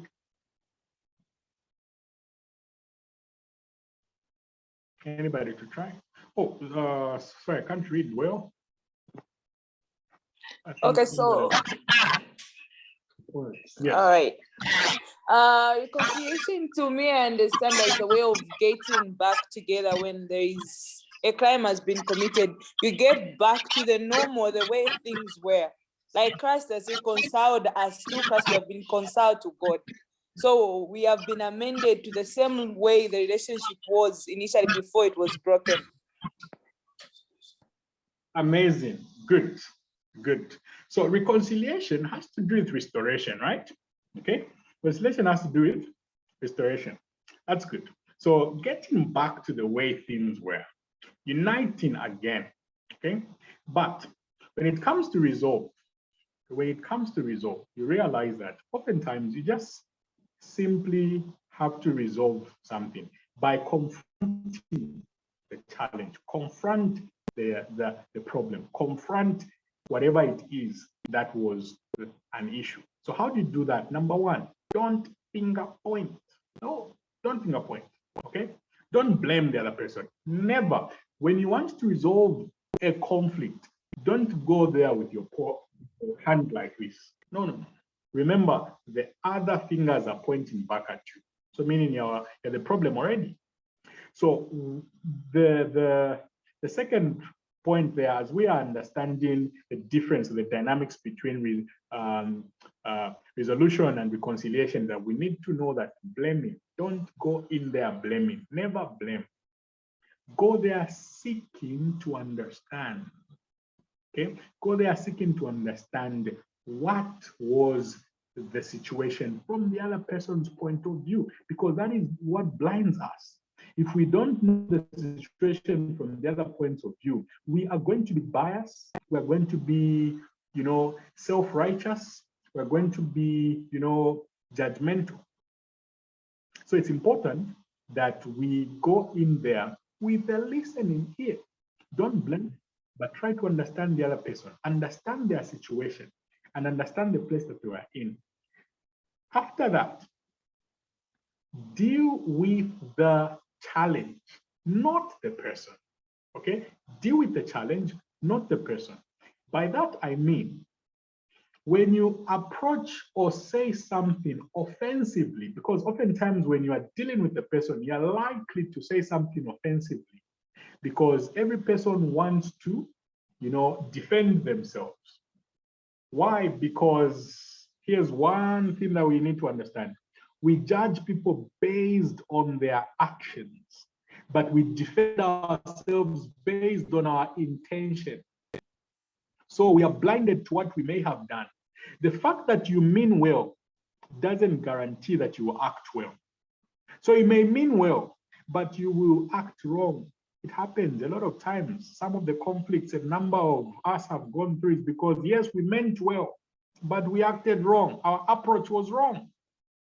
So we have this tendency to judge others based on their actions and to defend ourselves based on our intention. Simply because we meant well does not mean we approached the situation or acted well. We need to be able to see, I meant well. Did I also act well? Okay, so it's important that you understand their person from their point of view. Then when you do that, talk about the problem. How has that problem affected you? How has that problem affected them? Do not suppress your emotions. Do not suppress your emotions. Whatever that you feel, I think that's the fourth point, right? Whatever that you feel, speak it out. Share. Say that, okay, me, I felt disrespected. Or say, me, I felt as though you have betrayed me. Or me, I felt as though I was a fool for trusting you. Say it if that's how you feel. But it doesn't mean use that as an opportunity to now blow up. No, no, no, no. Emotional intelligence. Be mindful of what you're saying. But by not suppressing the things that we have felt, we help ourselves speak with clarity and we lessen the burden. Because most people, there are people that are too nice that they'll be saying, oh, it's okay. No, I understand. Okay, it's all right. There are people that will say it's all right simply because they don't want you to feel embarrassed, especially if it is elderly people or somebody they respect so much. Maybe it's their mentor, and so they would not want to tell them that I felt used, I felt manipulated by what. They would not want to say that because they would feel to be disrespectful and all that. Oftentimes, where if it is necessary, but at least express yourself and say how you felt, because that way you will not suppress. The reason why I'm talking about not suppressing your emotions and how you feel, because a lot of mild depression begins with the things that we suppress. Sigmund Freud, a very famous psychologist, said that unexpressed emotions do not die. They later show up in uglier ways, and that is true. Unexpressed emotions, they don't die. You just swept them under the carpet. Soon enough, when you just have a slight outburst, slight misunderstanding, you will talk about. Haven't you been in a situation where the person even talked about things that happened last year, things that you thought they had forgiven you for, simply because they suppressed their emotions at that time? They didn't say it. So that did not die. It was just swept under the carpet. Any slight misunderstanding, they will blow up. Things that you did 30 years ago, things that you did 12 years ago, they will say it, because unexpressed emotions never die. So always ensure that you express yourself, okay? Don't suppress, say it. The other thing is you need to learn the 5 languages of apology. 5 languages of apology. This is the last statement. I do want to say this. I may leave it as an assignment or homework for you guys, but I'll simply mention them. I'll not explain them. There's what we call the 5 languages of apology. We do have the 5 love languages. Perhaps you understand this, but we also have the 5 languages of apology. Okay, by the very man that has written the 5 love languages, Dr. Gary Chapman. He's the one that has also written about 5 languages of apology. This simply means that there are some people that do not hear, I am sorry. I am sorry does not cut it. If you remember, perhaps your girlfriend does not hear, I'm sorry. For her to forgive you, you'd have to buy a gift, okay? When you buy a gift, that's when she'll be like, okay, I've forgiven you. That's her apology language, okay? There are apology languages as well. There are people that do not understand when you say that, well, I'm sorry. Others will need you to say, I am sorry because I did this. Most ladies in this place, I'm sure they would agree with me. Others would want people to say why they are sorry. I'm sorry about what? They would ask you what? And so they'll need you to say, oh, I'm sorry because I did not remember your birthday. The fact that you have expressed that the fact that you've expressed what you are sorry about, they'll calm down. Okay? They'll calm down. Others would also want you to express, they'd also want you to assure them to say, I am sorry and I'll never do it again. When you say I'll never do it again, then you have communicated. Okay? So there are all these types of,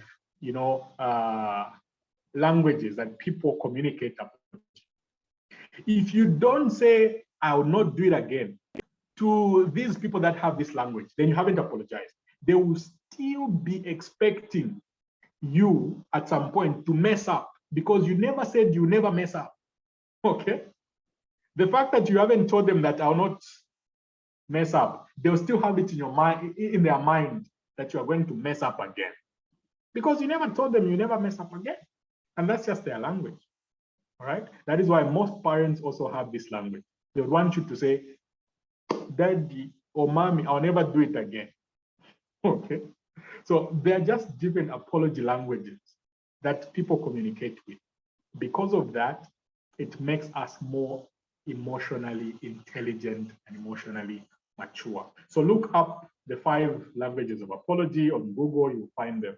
You'll be able to see that others apologize, or rather others receive apology when they hear the word, I regret what I did. If you don't say I regret what I did to them, then you haven't apologized. Okay? So there are all these different apologies. So look that up, it will help you on your conflict resolutions. Let me end here and allow time for questions. I've spent a lot of time today, maybe because the subject in itself is one of my favorites and it was quite much, but I hope you have learned something today as well. Let's have time for some questions and then we can break their session. Over to you, Madam Moderator.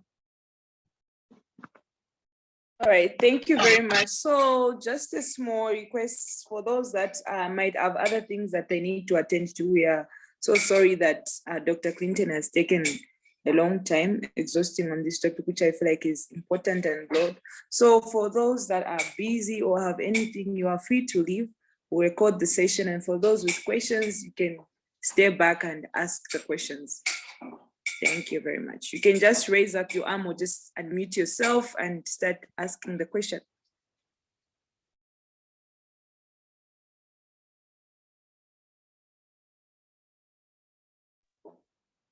So if you have any question, you can just unmute yourself.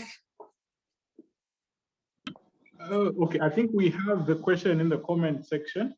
I've seen a question. I've seen a question. Can I go on and answer? Yes, you can. You can go on. Okay. So on stress management, I think I'll share something with Judith, and Judith kindly share the document to everybody else. Okay, I'll share it right after this. I'll share something that will to help you to have more clarity on that. But when we talk about stress management, basically, yes, even those workouts can work out depending on the stressor. So the thing is, there are stressors. Remember, I said that what causes the stress is called the stressor. So depending on the stressor, there are particular activities that you can do. And also depending on what, if it's just general stress where your body, just feels overstressed and, you just want to be able to calm down and all that. There are particular general activities that you are good at or that you're comfortable with, because there are things that can work for me, but they can't work for you. Perhaps me going out on a walk, a 30 minutes walk or a 40 minutes walk can help me relieve my stress. But for you, maybe it can't. For you, maybe it can be watching comedy, because watching comedy also helps you to release some endorphins. And when you do that, you feel a bit relaxed. Others, it could be swimming. Others, when they're just in the water, swimming and all that, their stress is being, relieved. So there are some activities that work for others and activities that don't work for others. So what helps you calm your nerves is oftentimes what can be used for your general stressors. But for particular stressors, for example, financial, stressors, you are in debt. You can't go out swimming just because you want to feel better. When you come back, that stress will still be there because you're still in debt. So for those particular causes, you need to now intervene some practices that will help you relieve the problem, relieve the stressor, because that problem is what is causing the actual stress in the first place. Okay, so because of that, you need to ensure that you understand what is the stressor. Can I work on the problem that is causing the stressor? If you are chased by a dog, you not go forward where the dog is. You run away because you know that the stressor is the dog. So you need to ensure that you identify the stressor and help yourself, nullify that stressor that cause so that you handle that stress better. For general stressors, it could be just something that you're good at or something that, helps you feel, helps to put you in that recreational mode. All right, there's a hand from Miriam, I think. Yeah, we'll take Miriam and one last question after Miriam, and then we'll close the session. Okay. Okay, thank you so much for letting to ask my question. My question is under strategies of handling conflicts resolution in particular. You say that do not finger point or do not apportion blames on other people. Now, for example, if we have, maybe I know that, okay, Judith is the one who is wrong. I'll give an example of our organization. Let's say we have come up with a project, and then in the end, unfortunately, the project doesn't work out. We haven't received any results from the project, and I know that, okay, Judith here messed up, or maybe somebody here messed up, and we have a meeting. Is it, how best can I approach Judith to let her know that, okay, she was wrong in the way she handled a certain project, instead of telling her there and then to say, okay, you were wrong and you're the reason this didn't work out? How best can I handle that? Thank you. Okay. All right, that's a good question. That is why oftentimes in the corporate world, people are quite straightforward. Okay, in the corporate world, people are quite straightforward and people nest their own emotions, because people are just too direct. It's possible to be direct, but in a polite way. It's possible to be direct, but not in a dehumaning way, not in a way where you get to put or you make the person feel worthless. Most bosses do that. It's not quite in the category of emotional intelligence. So depending on whatever project it is and the person was responsible, I think that's where you now need to ensure that you call them to the books. Accountability is key. I think on Monday I talked about accountability. I said that accountability helps us to trust one another. And so in that case, you are applying constructive criticism and not criticism that gets to pull the person down. So constructive criticism is what you would use if you feel the need to point at the finger. So, I mean, if you're told you feel the need to point at someone, constructive criticism is what you use, because in constructive criticism, there's what we call the sandwich method, okay? The sandwich method. Sandwich method is also a method we use in giving feedback to somebody. A sandwich always has the first layer on it, the inner feeling, and also the last layer. So something like this, not so. So the first part should be used to say something positive about the person, okay? Acknowledge that, well, you did this quite all right. This was good. You are the person that was assigned for this and you accepted it. So as you are acknowledging that, it is still positive, okay? That is something positive, okay? Then after you acknowledge that, you now need to get into the actual feeling, okay? The actual feeling is the problem. So the actual feeling is you now getting to talk about what wasn't done right. So yes, you were assigned to carry out this project, of which we all agreed, you also agreed. Thank you for agreeing to take it up. However, what was required for you to do is ABC, but you didn't do it. We expected you to do Z, Y, whatever, but you didn't do it. And so this is what has happened. We have lost clients, or we have lost whatever. You say all those things. Then you fill that constructive criticism with the final layer. Your final layer will now be a reassurance word. So now that this has happened, we would want to look at a way forward, perhaps improve on this, and this will help you, whatever. Give recommendations after you are done with your constructive criticism. Don't just get in the room, speak directly to the person to say, Yeah, so what I want to say is that you are given this task and you didn't do it, we've lost this, blah, blah, blah, blah, blah, blah, blah, blah. No, no, no. You need to show some professionalism. Use the sandwich method, positive, acknowledge what the person was to do and how they accepted it, tackle the problem, conclude with reassurance and commendations. So, but we are hoping that next time you do it better. We are hoping that you'll be able to explain to us why this didn't happen, because we still believe that you are capable to do the task, if at all you still believe that.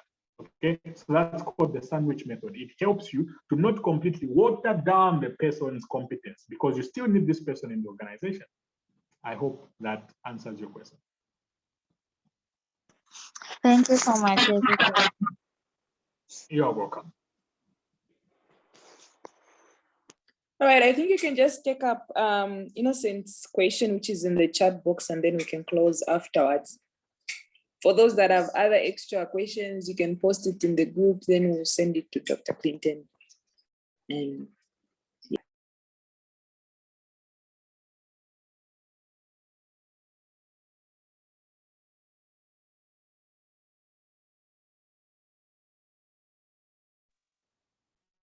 All right. So how can you tell? How can you tell? Let me just read that again. Let me just read that again. It's about the apology languages. How can you know what kind of apologies you can tell someone who you have wronged, whom you don't really know fully? All right, good. Now, they are key areas when it comes to the 5 languages of apology, okay? They're key areas. So you need to apologize. Yes, you acknowledge that I am sorry, or you express what you regret about, okay?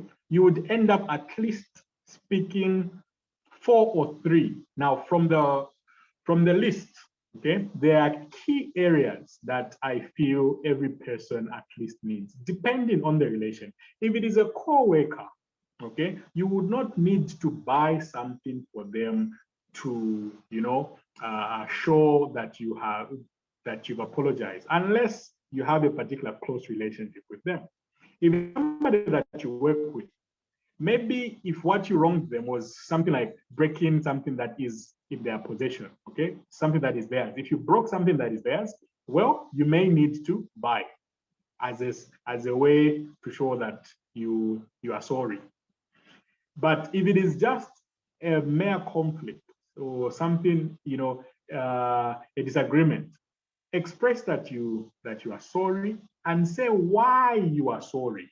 I'm sorry because I wronged you, or I said this, I did not think about what this would mean, what this would imply, but I realized that it hurt you. The reason, when you give a reason to your apology, most people, they calm down because they know that this person knows what they're apologizing. But if you just say, I'm sorry, they'll be thinking twice. Does he even know why he's apologizing? Maybe somebody told him to apologize. So one of the key apology languages that you should always have, especially when you're apologizing to somebody who you don't really know that much, express that you are sorry and express your regret. Why you are sorry. The last thing is you need to assure them to say, this will not happen again. I will maintain my etiquette. Or this will not happen again. I'll be more responsible next time. Or this will not happen again. I will be more mindful next time. So these 3 are very cardinal for people that you don't know much. At least you told them you're sorry, you told them what you regret, and you also assure them that it won't happen. So at least these 3 languages will help you. But if it's somebody who you know, maybe it's your girlfriend, she will need you to buy her chocolate. Buy, my brother, buy. If she will need you to buy any flowers as a sign to show that you've apologized, buy, my brother. That's her language. Buy, because if you don't, she'll remember it after 10 years because you never spoke her language. You just said it. All right. Does that answer Your question?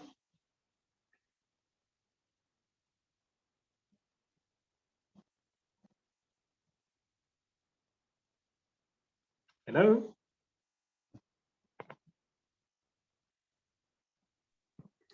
Okay, I don't know if Innocent is still with us. Okay. Oh, yes, it does. My apologies. Oh, okay. All right. Over to you, Madam Moderator. All right, thank you so much, Dr. Clinton, for taking the time to actually take us through this wonderful and amazing session. I've equally had the opportunity to learn myself.